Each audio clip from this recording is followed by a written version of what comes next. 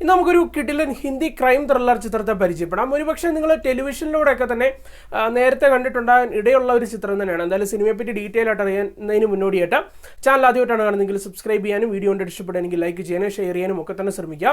പിന്നെ ഈ ഒരു സിനിമ ഞാൻ കണ്ടത് ആമസോൺ പ്രൈമിലൂടെയാണ്. ആമസോൺ പ്രൈമിൽ അവൈലബിൾ ആണ്. ചിത്രത്തിന്റെ പേരെന്നുള്ളത് ജോണി ഗദ്ദാർ എന്നുള്ളതാണ്. ഈ ഒരു സിനിമയുടെ പ്രമേയം എന്നുള്ളത് ഒരു 5 പാർട്ട്നേഴ്സ് അല്ലെങ്കിൽ ബിസിനസ്സും കാര്യങ്ങളൊക്കെ നടത്തുന്ന ഒരു 5 പാർട്ട്നേഴ്സിന്റെ കഥയാണ് ഈ ഒരു ചിത്രത്തിലൂടെ പറയുന്നത്. അപ്പോൾ ഇവർ ചെയ്യുന്ന പ്രധാന ബിസിനസ് എന്നുള്ളത് ഇവർക്കൊരു ഗാംബ്ലിംഗ് ക്ലബ് ഉണ്ട്. അപ്പോൾ അത് ഇവരുടെ 5 പേരുടെയും പേരിലാണ്. അപ്പോൾ മെയിനായിട്ടുള്ള ഒരു തൊഴിലെന്ന് പറഞ്ഞു കഴിഞ്ഞാൽ ഇവരുടെ ഇതാണ്. കൂടാതെ ഇവർക്ക് കുറച്ച് ഇല്ലീഗലായിട്ടുള്ള പരിപാടിയുണ്ട്. മെയിനായിട്ട് ഡ്രഗ്സ് ഡീലിങ്ങും കാര്യങ്ങളൊക്കെ ഇവർ നടത്തുന്നുണ്ട്.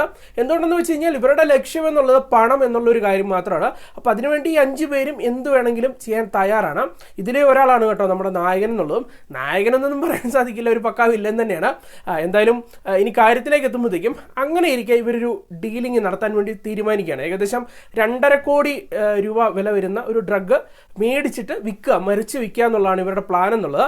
അങ്ങനെ ഇവർ 5 പേരും ചേർന്ന് 50 ലക്ഷം ഇട്ട് അങ്ങനെ 5 പേരും കൂടി 2.5 ലക്ഷമാക്കി ഇത് വാങ്ങാൻ വേണ്ടി അല്ലെങ്കിൽ ഡ്രഗ് വാങ്ങാൻ വേണ്ടി തീരുമാനിക്കുകയും ചെയ്യണം. അപ്പോൾ ഇത് വിറ്റ് കഴിഞ്ഞാൽ 5 കോടി കിട്ടും. അപ്പോൾ സ്പോട്ടിൽ തന്നെ 2.5 കോടി രൂപ ലാഭവും കിട്ടുമല്ലോ. അപ്പോൾ ഇതിനിടയിൽ നമ്മുടെ നായകൻ കുറച്ച് കുരുട്ടുബുദ്ധികളും കാര്യങ്ങളൊക്കെ കാണിക്കുകയാണ്. അതെന്താണെന്ന് ഞാൻ സ്പോയിലർ ആക്കുന്നില്ല, കണ്ടു തന്നെ മനസ്സിലാക്കി എടുക്കാം. ഇതിനുശേഷം നടക്കുന്ന അപ്രതീക്ഷിത സംഭവങ്ങളും കാര്യങ്ങളൊക്കെയാണ് ചിത്രത്തിന്റെ പ്രമേയം എന്നുള്ളത്.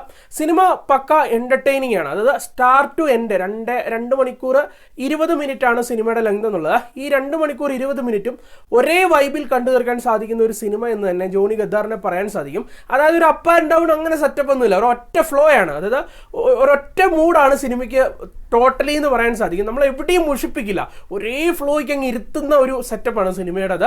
അത് പ്രധാനമായിട്ട് ചിത്രത്തിന്റെ തിരക്കഥ എന്നുള്ള ഒരു കാര്യത്തിലൂടെയാണ്. അത് പക്ക എന്റർടൈനിങ് ആക്കിയും അതുപോലെ തന്നെ ഒപ്പം ത്രില്ലിംഗ് ആക്കിയുമാണ് ചിത്രത്തിന്റെ തിരക്കഥ റൈറ്റിംഗ് നിന്നിട്ടുണ്ടായിരുന്നത്. ഇപ്പൊ ശരിക്കും പറയുകയാണെങ്കിൽ ഈ ഒരു സിനിമയുടെ കഥ ടോട്ടാലിറ്റി എന്നുള്ളത് വലിയ സസ്പെൻസ്ഫുൾ ഒന്നുമല്ല.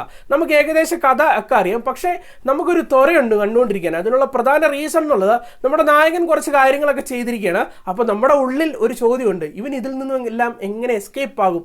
ആ ഒരു അറിയാനുള്ള ആഗ്രഹം എന്നുള്ളതാണ് സിനിമ ഇങ്ങനെ നമ്മൾ ഉടനീളം നോക്കിയിരുത്തുന്നതിനുള്ള പ്രധാന ഒരു റീസൺ എന്നുള്ളതും. പിന്നെ ഈ ഒരു സിനിമയ്ക്കുള്ളിൽ നായകൻ ഞാൻ പറഞ്ഞില്ലേ, ശരിക്കും നായകൻ എന്നൊന്നും പറയത്തില്ല. ഇപ്പൊ ഒരു മങ്കാത്ത സ്റ്റൈലിൽ അജിത്ത് പോലെയൊക്കെയുള്ള ഒരു ക്യാരക്ടറാണ് ഇതിലും. അത് ഒരു നെഗറ്റീവ് ഷെയ്ഡാണ്. എല്ലാ ക്യാരക്ടേഴ്സിലും ഒരു നെഗറ്റീവ് ഷെയ്ഡ് ഉണ്ട്. നിങ്ങൾ സിനിമ ശ്രദ്ധിച്ചാൽ മതി. വന്നിരിക്കുന്ന എല്ലാ താരങ്ങളിലും അത്തരത്തിലുള്ള നെഗറ്റീവ് ഷെയ്ഡ് ഉണ്ട്.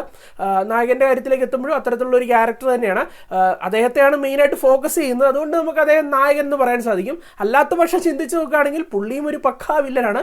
അത്തരത്തിലുള്ള റൈറ്റിംഗ് കാര്യങ്ങളൊക്കെയാണ് നടത്തിയിട്ടുള്ളത്. സോ ഒരു പുതുമയാർന്ന സിനിമ കാണുവാണല്ലോ എന്നുള്ളൊരു ഫീലും ചിത്രത്തിന്റെ സ്റ്റോറിയിലൂടെയും സ്ക്രീൻ പ്ലേയിലൂടെയും ഒക്കെ തന്നെ സൃഷ്ടിക്കുന്നുണ്ട്. കൂടാതെ പ്രകടനങ്ങൾ എന്നുള്ളൊരു കാര്യവും ഗംഭീരമായിട്ട് വന്നിട്ടുള്ള ഒരു ചിത്രമാണ്. നായകനായിട്ട് എത്തിയിട്ടുണ്ടായിരുന്നത് നെയിൽ നിതിൻ മുകേഷാണ്.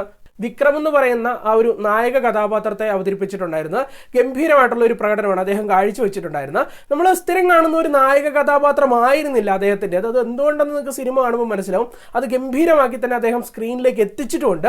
അതുപോലെ തന്നെ നായികയായിട്ട് എത്തിയിട്ടുണ്ടായിരുന്നത് റിമി സെന്നാണ്. അതുപോലെ തന്നെ സക്കീർ ഹുസൈൻ ഒരു പ്രധാന കഥാപാത്രത്തെ അവതരിപ്പിക്കുന്നു. പിന്നെ വിനയ് പഥക് ഉണ്ട്. അങ്ങനെ കുറച്ച് കാര്യങ്ങളൊക്കെ ഉണ്ട്. എല്ലാവരും നീറ്റായിട്ടുള്ള പെർഫോമൻസ് സിനിമയ്ക്കുള്ളിൽ കൊടുക്കുന്നുണ്ട്. പിന്നെ ടെക്നിക്കലി പറയേണ്ടത് ചിത്രത്തിന് മ്യൂസിക് വർക്ക് എന്നുള്ള ഒരു രക്ഷയില്ല. എനിക്ക് തോന്നുന്നു ഈ ഒരു സിനിമയുടെ ടെക്നിക്കൽ സൈഡിൽ ഏറ്റവും കൂടുതൽ ഇവർ ഫോക്കസ് ചെയ്തിരിക്കുന്നത് ചിത്രത്തിന്റെ സൗണ്ട് എന്ന് പറയുന്ന ഒരു കാര്യത്തിനാണ്. അത് സൗണ്ട് എന്നുള്ളൊരു കാര്യം ഒരു രക്ഷയില്ലാത്ത രീതിയിലാണ് നിൽക്കുന്നത്. പറ്റുമെങ്കിൽ high quality print plus home theatre മസ്റ്റായിട്ട് പറ്റുമെങ്കിൽ ഒന്ന് ചൂസ് ചെയ്യുക. നല്ല രസമായിരിക്കും ഇതിൻ്റെ ആ ഒരു സൗണ്ടിലൂടെയൊക്കെ തന്നെ തരുന്ന. അത്രയും ഒരു എൻ്റർടൈനിങ് ആയിരുന്നു ഇതിൻ്റെ മ്യൂസിക് വർക്കും അല്ലെങ്കിൽ സൗണ്ട് ഡിസൈനിങ് വർക്കും ഒക്കെ തന്നെ.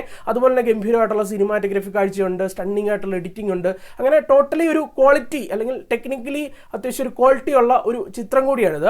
മൊത്തത്തിൽ പറയുമ്പോഴത്തേക്കും തീർച്ചയായിട്ടും നിങ്ങൾക്ക് ഇത് കണ്ടു നോക്കാം. നിങ്ങളെ നിരുത്സാഹപ്പെടുത്താത്ത ഒരു ഡീസൻറ്റ് ക്രൈം ത്രില്ലർ എക്സ്പീരിയൻസ് തന്നെയായിരിക്കും ജോണി ഗദ്ദാർ എന്നുള്ളത്. പിന്നെ ഈ ഒരു സിനിമ ആകെക്കൂടി ചെറിയൊരു ഡ്രോബാക്ക് ആയിട്ട് തോന്നിയിട്ടുണ്ട്. അത് സിനിമയ്ക്കുള്ളിൽ കുറച്ച് ക്രൈംസും കാര്യങ്ങളൊക്കെ നടക്കുന്നുണ്ട്. അത് കുറച്ച് കൊലപാതകങ്ങളും കാര്യങ്ങളൊക്കെ തന്നെ. അപ്പോൾ ലോജിക്കലി ചിന്തിച്ച് നോക്കി കഴിഞ്ഞ് കഴിഞ്ഞാൽ നമ്മുടെ മനസ്സിലൊരു ചോദ്യം വരും, ഈ പോലീസുകാരൊക്കെ എന്ത് എന്നുള്ളൊരു ചോദ്യം വരും. അതെന്തായാലും ഇവിടെയും നിങ്ങൾക്ക് തോന്നുമായിരിക്കും. പക്ഷെ അതൊന്നും തന്നെ ആസ്വാദനത്തെ ബാധിച്ചിട്ടില്ല. ഒരു എന്റർടൈൻമെന്റ് മൂഡിലാണ് സിനിമ ഒരുക്കിയിരിക്കുന്നത്. എന്നാൽ ആ ഒരു രീതിയിൽ നോക്കി കാണുമ്പോഴത്തേക്കും ഒരു ഡീസെന്റ് എക്സ്പീരിയൻസ് തന്നെയായിരിക്കും ഈ ത്രില്ലർ ചിത്രം നിങ്ങൾക്ക് നൽകുക. പിന്നെ ഫാമിലി ആയിട്ട് കാണാമെന്ന് ചോദിച്ചു കഴിഞ്ഞാൽ ഇതൊരു US സർട്ടിഫൈഡ് പടമാണ്. അത് ഇതിൻ്റെ ഉള്ളിൽ കുറച്ച് ഗ്ലാമറസ് ആയിട്ടുള്ള സിറ്റുവേഷൻസ് കാര്യങ്ങളൊക്കെ കാണും. അത് മാത്രം ഒന്ന് മൈൻഡിൽ വെക്കുക. എന്തായാലും ഈ ഒരു സിനിമയ്ക്ക് ഏറ്റവും കുറഞ്ഞാണ് ഒരു 7 ഔട്ട് ഓഫ് 10 ആണ് നൽകുന്നത്, 10-7. തീർച്ചയായിട്ടും ഒന്ന് കണ്ടിരിക്കാൻ സാധിക്കുന്ന തരത്തിലുള്ള ഒരു ത്രില്ലർ ചിത്രം തന്നെയാണിത്. എന്തായാലും നമുക്ക് മറ്റൊരു സിനിമയുടെ വിശേഷമായിട്ട് വീണ്ടും കാണാം. ബൈ.